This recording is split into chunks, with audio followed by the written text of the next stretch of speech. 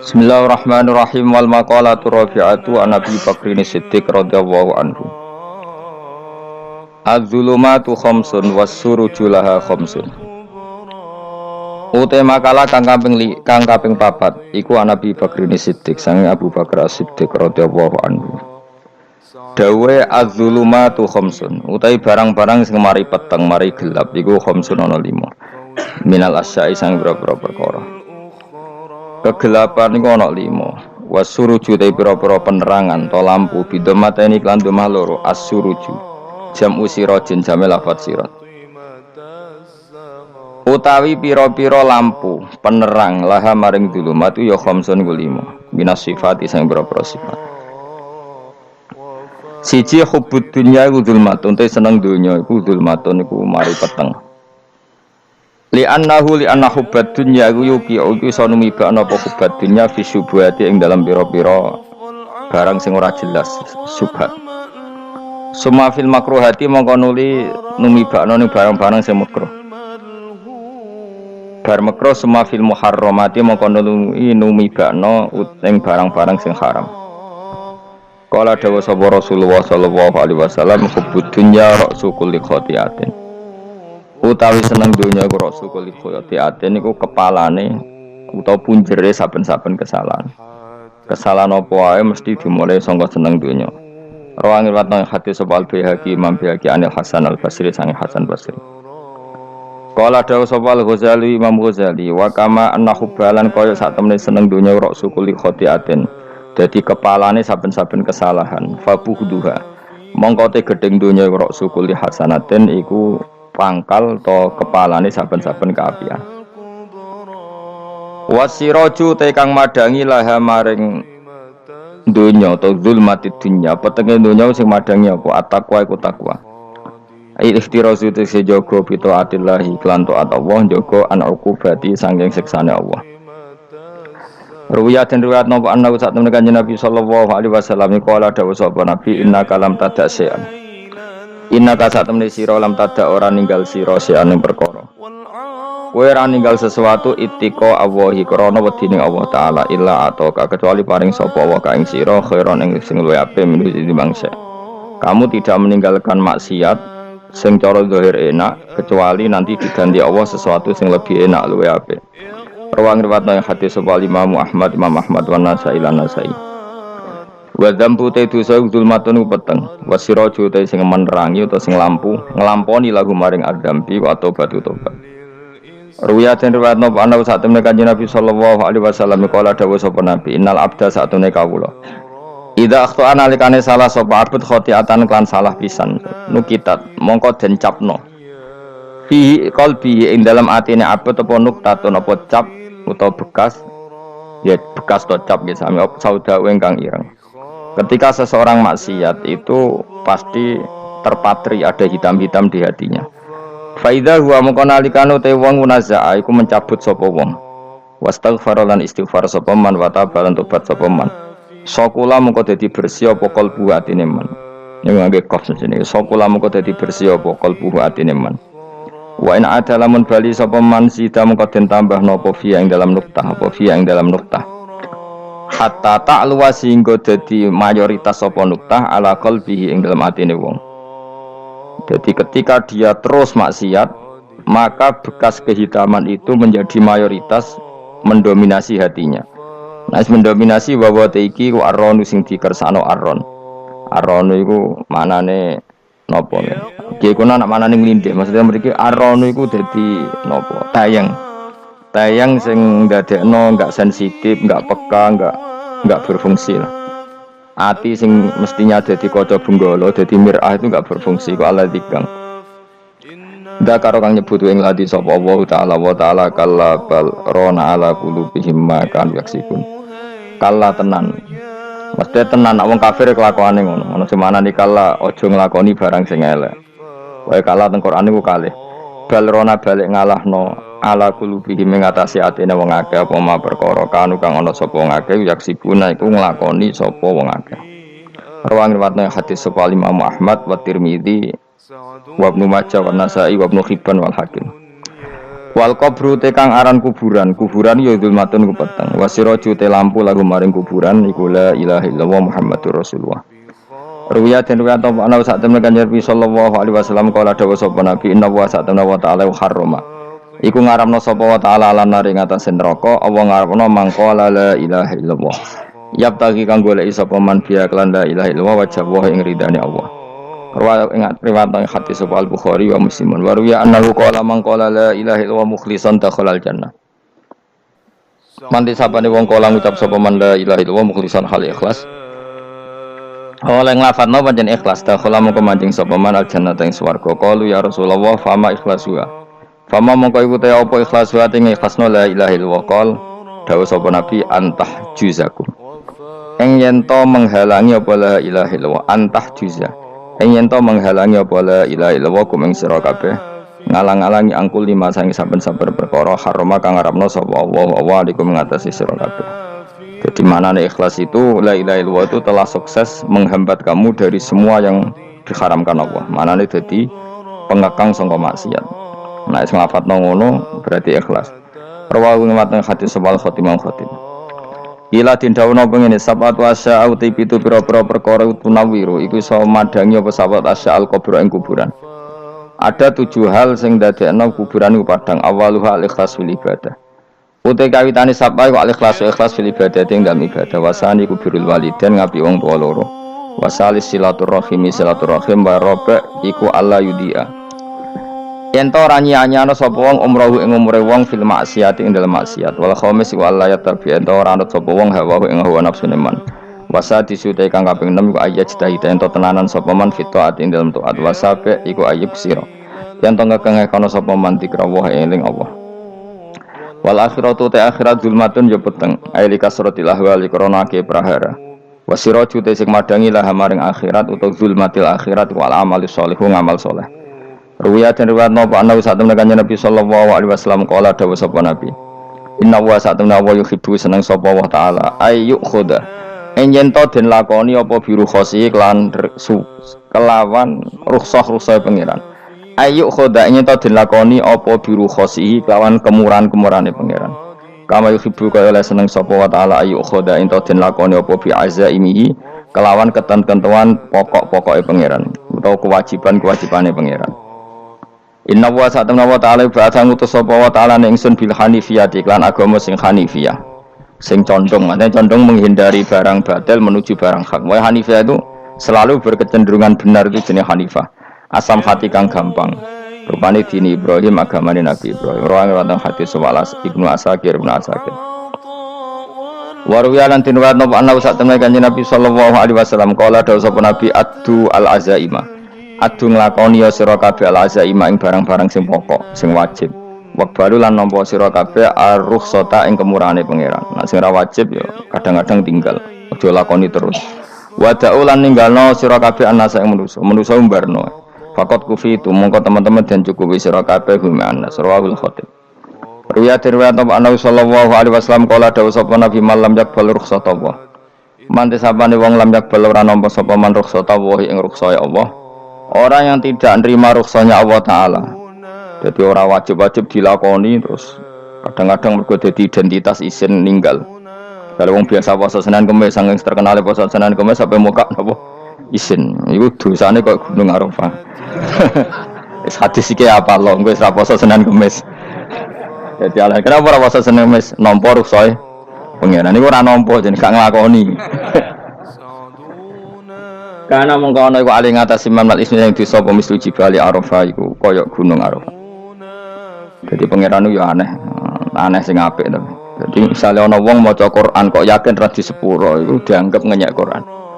Wong wukuf ning Arafah kok nyangka dosane ra di sepuro dianggap ngenyek pangeran. Mane ana wong wali iku mergo ndablek. Dene wong ndablek ra wali iku goblok-gobloke wong. Jadi ke daftar wali lewat jalur napa? Debleng. Tapi potongannya ya tetap wali, menjadi serabakan. Jadi wali ini gampang. Jadi kok ada jadi wali wis bejane wong. Enggak tak terang carane jadi wali. Sing gampang-gampang nak mbok bar Ramadan tak deloke wis masuk ta urung. Nah ora tak sidang dong kok. Ya, dadi kan ora dadi wali usul ning pengadilan kudu dimenangno. Rawahu ngrawat hadis sapa Imam Ahmad. Wasiratu te syarat iku dumatun, wasiratu tawi siratal mustaqim dumatun peteng. Wasiratu te dalan lagu maring sirat wal yaqinu yakin. Wa te kang yakin tahqiqu tasdiki iku benerno barang sing tasdik. Tahqiqu tasdiki iku tahqiq dalam benerno. Maksudnya kamu punya otoritas pemikiran yang akurat. Kanggo benerno bil ghaibi kan barang ghaib. Niki sing dadi ibadah kula nganti ketemu pangeran. Tahqiqu tasdiki iku duwe akurasi benerno. Bil ghaibi lan barang ghaib. Carane bi izalati kulli ghaibin kelawan ngilangno saben-saben sing dadekno kemamangan. Bi izalati kulli ghaibin kelawan ngilangno saben-saben barang sing dadekno kemamangan. Pun kula baleni nggih saking awal wal maqalatur Rabi'ah kula terangno ya. An-Nabi Bakrin Siddiq radhiyallahu anhu dawe az-zulumatu khamsun. Dawe Abu Bakar kegelapan itu ada 5. Di mergo Abu Bakar wong saleh, nek kegelapan yo luwe akeh. Dadi ora pati apal nek jumlahe akeh ora pati apal. Roe muk pira? 5. Nah, zaman akhir ora temu 5 ribuan napa?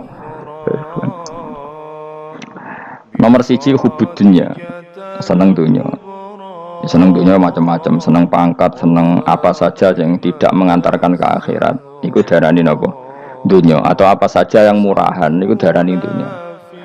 Kalau terangno definisi dunia. Dunia kata dana ya dunuan.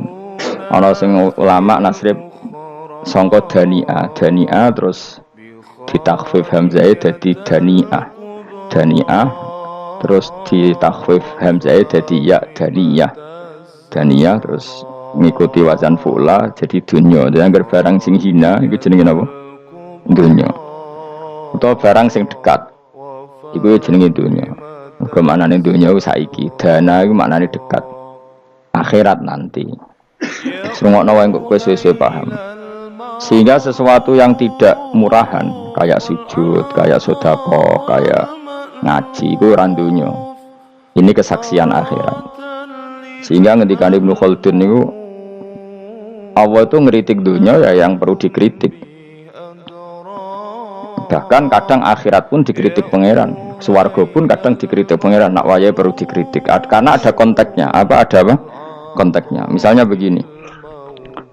Saya punya kitab namanya Khilyatul Auliya atau Baqatul Asfiya. Saya sampai sekarang belajar kitab itu terus. Ini sekitar 14 jilid. Ini kitab indukan Ihya.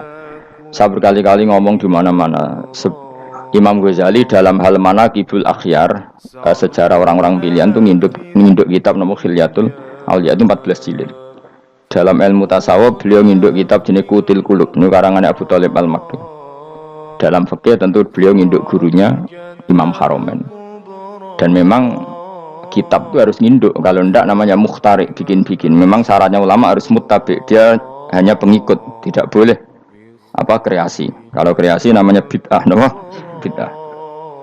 Kalau terang, di situ ada cerita ada seorang sufi bodoh ngeritik dunia entek ngamas. Dunia wis ora ono benere, dunia ku nggon batang, pokoke dunia ku jifah batang. Sing berebut batang ya siap-siap rebutan mbek asu, pokoke ngomong wis tok ndi-ndi. Sayyidina Umar itu agak tersinggung dengan makalahnya orang sufi yang bodoh ini. Ya, rata-rata orang sufi memang bodoh. Kecuali gelem ngaji fikih. Setelah ngomong ngalor ngidul dunia ku swelek terus dekne biasa lah wong sufi terus milah dhewean terus orang lakoni popo, ngerti-ngerti lesu, kok mangan wae lesu. Orang sufi kan gitu. Singkat cerita terus Umar agak marah tapi beliau masih bisa mengendalikan diri terus kata beliau, "Sal sayyidah." Sal hadas sayyid. Kamu tanya hadas sayyid. Maksudnya sayyid dalam bahasa dulu itu ya orang terhormat. Dalam bahasa zaman era itu maknanya sayyid itu masih apa? Sadat maksudnya bukan habib, bukan. Kalau dalam bahasa Arab dulu itu memang kalau habib itu ya Nabi, kalau sayyid sadat itu sufia itu belum pasti maknanya apa? Habib ya, tokoh-tokoh yang diikuti dalam apa? Makalahnya, dalam apa? Makalahnya. Terus kata Ubay bin Ka'ab, dan ini menurut saya benar sekali dan kamu harus mengikuti Ubay bin Ka'ab. Dia adalah termasuk 6 sahabat yang dipuji Nabi min ahlil Quran apa? Yang dipuji Nabi min ahlil apa? Quran. Kata Ubay bin Ka'ab, lalu Anda masuk surga karena apa? Lalu Anda masuk neraka karena apa? Lalu Anda dapat ridho Allah karena apa? Kamu itu bisa masuk surga lihadidar karena kenangan di rumah ini, maksudnya karena dunia ini, karena sujud kamu, karena kebaikan kamu. Itu di mana? Allah mereferensi amal kamu ya di dunia ini. Kamu masuk surga karena sujud kamu di dunia ini, nanti masuk neraka karena keangkuhan kamu di dunia ini. Fahadi dunya mi'yar, dunia ini adalah takaran. Semua referensi Tuhan tentang akhirat itu merujuk kelakuan kita, Pak, di dunia. Sehingga kalau kamu masuk surga selamanya lama, itu ya karena kebaikan kamu di dunia. Maka jangan kritik dunia ini, karena dunia itu mahalu sujudika, mahalu ruku'ika, mahalu pokoknya dia marah-marah. Sehingga semenjak itu kata Ibnu Khaldun, orang tahu dunia yang dikritik adalah dari madatul kalimah dani'ah, suatu yang murahan, apa? Yang murahan. Sehingga kalau misalnya orientasinya itu kebesaran li'ilai kalimatillah, maka itu tidak termasuk dunia. Dan yang suasananya akhirat tapi motifnya adalah kasal, kemalasan, itu yang benar-benar dunia. Makanya Imam Syafi'i sering kritik tasawuf itu sampai ussisati tasawuf alal kasal. Ilmu tasawuf itu basisnya itu karena pemalas. Karena tadi misalnya begini, ini contoh paling gampang. Zaid itu di daerah pinggiran di mana Islam itu minoritas. Terus dia ingin kaya raya supaya bisa bikin masjid atau bikin komunitas Islam, atau dia ingin jabat jadi lurah supaya nggak ada pelarangan orang sholat karena dia yang punya otoritas bikin aturan, atau kalau mungkin skup lebih besar dia ingin jadi bupati supaya daerah situ familiar dengan Islam karena pejabatnya muslim. Itu tidak dunia karena semua orientasinya untuk mengawal sujud, mengawal kebenaran. Tapi kalau kamu di daerah pinggiran kemudian milih dhewean kabeh kersane pangeran, sithik-sithik kersane pangeran, terus kamu meninggalkan aktivitas dakwah, itu yang dunia karena motivasi kamu adalah al-kasal, malas dari mewarnai buminya Allah ini dengan sujud. Ini yang banyak orang sufi salah paham. Makanya orang sufi harus ngaji fikih. Bendekne roh dielingno wong alim, wong fikih nak kitmanul ilmi ku haram. Kitmanul ilmi haram. Menyimpan ilmu itu haram. Tidak memberi kontribusi dalam proses orang sujud adalah haram. Tidak memberi pencerahan pada umatnya Nabi adalah haram. Menikmati keasikan eling pangeran dewi adalah haram. Dia harus diingatkan gitu terus. Kalau enggak, itu bahaya bagi agama ini. Makanya dulu itu enggak ada orang sufi yang enggak ngaji ulama fikih. Sekarang kebalikan, malah orang sufi darani fikih mau kulit dekne wis tok hakikat sembrono. Oh tak tobat nonton nang ketemu aku. Itu bahaya, paham seperti itu tuh bahaya. Karena sekarang itu sufi itu jadi identitas kesalehan. Jadi yang rumah kome sufi koyo sak dhuwure ahli napa? Fikih. Itu bahaya. Karena tadi sufi itu akan ngeritik dunia sepedas-pedasnya. Kemudian ujung-ujungnya meninggalkan dunia, kemudian happy-happy asik pangeran dhewean dan membiarkan umatnya Nabi ini berserakan kemana-mana, tidak terlibat sama sekali, tidak memberi kontribusi sama sekali. Kalau bahasa gampangannya orang gelem amar ma'ruf, gak gelem nahi mungkar. Tapi bahasa amar ma'ruf nahi mungkar kan saiki dadi gerakan ekstrem. Makanya ora tak bahasa amar tidak peduli, tidak mulang. Mergo saiki bahasa saiki repot terus. Paham, ini penting kalau terang. Jadi kalau baleni malih ya. Sing dimaksud dunya ketika dikritik pangeran iku dunya sing sangka kata dani'ah, sesuatu sing murahan, sing enteng, sing nafsu, itu jenenge apa? Dunya, napa? Dunya. Tapi ketika sesuatu itu baik dan mengarah kepada Allah, iki jenenge dunya iki masru'atul akhirah. Maka dunya itu di dua status, napa? Siji masru'atul akhirah. Dan ini status yang harus kita pakai. Makanya kata Imam Ghazali itu, kowe nak randi duwe sak penat-penate urip terus merasa enggak punya kenikmatan, datang saja ke kuburan.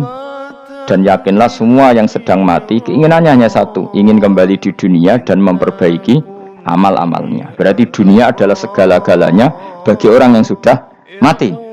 Ya, orang yang sudah mati itu cita-citanya satu, la'alli arji, semoga kita kembali ke dunia. Untuk apa? Untuk membenahi semua kesalahan yang pernah dilakukan zaman ning dunia. Terus kamu ingat, fa'ana fid dunya, ya Allah alhamdulillah sekarang masih saya di dunia.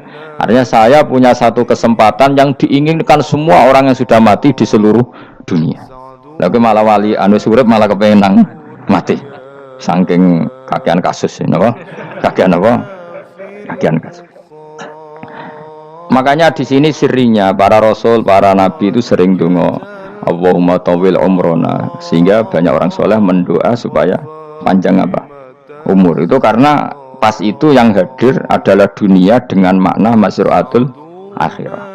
Tapi ada juga wali dan nabi kadang-kadang donga, ya Allah, jika sebaiknya saya mati, mati saja. Itu ketika tergambar dunia yang sudah murahan, yang sudah arogan, yang sudah tidak jelas. Maka dunia ini punya dua status sekaligus. Jika prospek bagi Anda untuk masru'atul akhirah, maka nikmati senikmat-nikmatnya. Tapi jika bagi Anda ini sudah menjadi ladang maksiat apa-apa, maka jadikan dunia ini tempat tobat. Karena akhirat itu nggak ada apa-apanya dibanding dunia. Jadi akhirat itu hanya mereferensi dunia, apa? Mereferensi dunia. Ini penting kula aturno. Kadang-kadang sufi kemudian goblok ora iso ngaji. Dia nganggep dunia sampai akhirat itu penting akhirat, tapi cara maknaninya salah. Lho kowe nganti ning akhirat mlebu swarga itu karena apa coba? Amal zaman di mana? Di dunia. Berarti penting mana dunia sama akhirat? Penting dunia karena akhirat mau efek, apa? Efek dunia ini yang pokok. Apa dunia ini yang pokok. Kalau Allah kan cara ngendikan tidak seperti itu. Allah cara ngendikan gini loh. Akhirat, maksudnya walal akhiratu khairul laka minal ula gini. Sesuatu yang berorientasi akhirat dan kemudian menjadikan kamu nyaman di akhirat itu khairul laka minal ula, itu lebih baik ketimbang dunia. Ora kok kowe nak ning dunia nak sepemelek ning akhirat apik ora ngarang ngono, nak ning dunia melek ning akhirat luwih parah. Kayak mlaratem cek ngene iki kan. Tapi kan cek iso ngopi, cek iso mangan tengkleng. Coba ning akhirat gak iso blas. Dunyel-unyel malaikat ngawur. Gayamu bareng melarat iso ning dunia lara lah ning akhirat penak. Aku yakin ora luwih lara. Tak jamin. Ngeraine kan ketara nak keliru omongan aku ning donya lara lah sementing nak akhirat penak itu ndak bisa. Kowe nyifati donya nggon lara iku serapati ridho mbek pangeran. Berarti ketika iso ngopi ra syukur, ketika iso mangan ra syukur, anane nyifati donya lara. Berarti rapati ridho mbek pangeran. Malah dibles-blesno sebenarnya. Pemenang nak pengurus akhiratnya aku tak tekek. Cuma aku lho pengurus ora sok ben. Tapi gak ada rencana daftar jadi panitia apa? Akhirat. Tapi kira rata syafaat ya biarno karena ini penting kalau terangno. Makanya Imam Syafi'i masyhur makalah beliau tentang fikih dan tasawuf itu. Nggih saya kutip ya, dan saya memang saya hafalkan terus makna teman. Faqihan wa sufiyan fakun laisa wahida fa inni wa haqqu wa iyyaka ansahu. Terus kata beliau mensifati orang fikih fahadza qasin lam yadzuq qalbuhu tuqa wa hadza jahulun kaifadul jahli yasluhu. Itu masyhur. Di dunia ini identitas di dunia kita, dunia ulama itu hanya dua. Kalau enggak sufi ya fakih. Kamu jangan jadi salah satu. Fakih adalah orang sing qasin, itu qalbuhu qasin, hatinya itu keras, hatinya atos. Lam yadzuq qalbuhu tuqa, gak ditakwa blas. Wong fakih ora ditakwa blas, gak diempati blas. Tapi orang sufi itu wahada jauh ini malah geblek, malah parah meneh. Sing sitok atas hati ini sitok geblek dari Imam Syafi'i itu. Kena protes berarti Imam Syafi'i coba protes aku. Kenapa begitu? Misalnya gini orang fikih. Kalau bapak nyontohkan tuh gini. Orang fikih itu punya aturan. Misalnya kalau rukuk tidak begini nggak sah. Sujud kalau nggak begini nggak sah. Sholat kalau tidak begini nggak sah. Oke, aturan itu baik. Tapi punya keangkuhan berpikir, misalnya ada orang desa terbelakang, misalnya di pedalaman Gunung Kidul, Kulon Progo, ada orang yang ditobatkan orang-orang sufi. Orang sufi itu ya saya rodok goblok-goblok itu, misalnya nobatkan. Enak wae wong fikir melok nobatno tapi tahu-tahu bilang ini sholatnya enggak sah, rukuknya enggak sah, Fatihahnya enggak sah. Jare sing sufi, wah semane nobatno ora iso sholat apa ora disahno. Si sufi ya goblok pisan, ketika ngawal si ajudannya tadi sholat enggak dikawal. Sehingga banyak aliran di Jawa sholat ala kali Joko ya ono Fatihah mau meneng tok. Sitok sujud tok. Jadi ini sitok atas hati ini ora gelem bina tapi muni rasa. Sitok goblok ora tahu nerusno pembinaan. Akhirnya ya mandek ning satu kesalahan dan diwaris ya bergenerasi-generasi. Makanya kata Imam Syafi'i itu sitok goblok, sitok atas hati ini. Jadi kamu jangan jadi salah satu itu. Makanya kamu aman karena kamu tidak sufi ya tidak fakih. Makanya nggak masuk nggak masuk yang dikritik Imam Syafi'i. Kamu sufi ya ndak, fakih ya ndak. Makanya kalau Imam Syafi'i kritik itu, tapi alhamdulillah saya tidak dua-duanya. Yang tidak sufi, tidak fakih. Karena orang sufi itu kalau ditelusuri itu memang kesalahannya terlalu banyak.